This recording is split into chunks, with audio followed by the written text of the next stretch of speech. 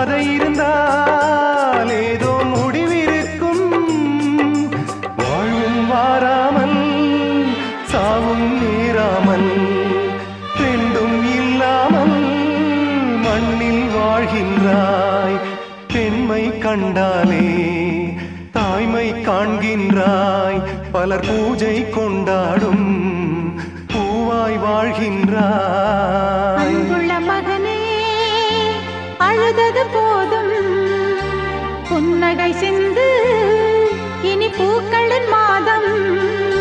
கடவுளும் நீயும் ஒரு தாய் பிள்ளை, இருவரும் தனிமரம் தானே.